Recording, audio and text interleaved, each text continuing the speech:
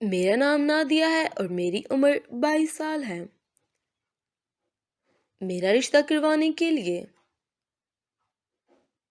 رشتے والی ماسی کوشش کر رہی تھی۔ ناراض نہ ہونا، میں تو سیدھی بات کرتی ہوں۔ پلیٹوں پر ہاتھ صاف کرتی ہوئی موٹی عورت کو اس بات سے کوئی غرض نہیں تھا کہ اس کی باتوں سے خالہ اور نادیہ پر کیا گزر رہی ہے۔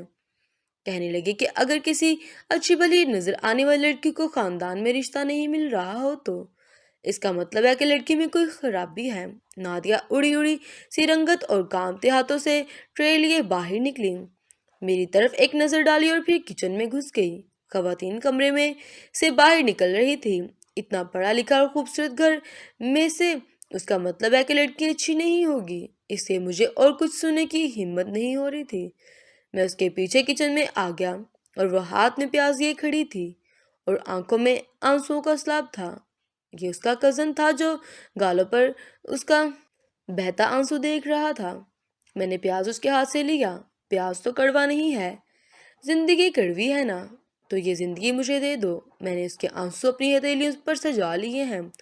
یہ بہت قیمتی موتی ہیں، انہیں ضائع نہیں کرو۔ وہ خیریت اور بے یقینی سے مجھے دیکھ رہی تھی اور میں دل ہی دل میں خود کو کوس رہا تھا۔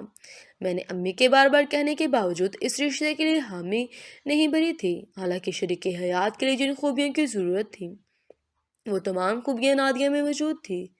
میں ہی کیا، خاندان میں کوئی بھی اچھے مقام پر پہنچتا وہ خاندان سے باہر شادی کرنے کی ضد کر لیتا ہے۔ اس طرح نہ جانے کتنی لڑکیاں اچھے رشتوں کی تلاش میں لوگوں کے طعنے اپنے کردار کشی برداشت کرنے پر مجبور ہو جاتی ہیں اور پیاز کاٹنے کے بہانے آنسو بہاتی ہیں۔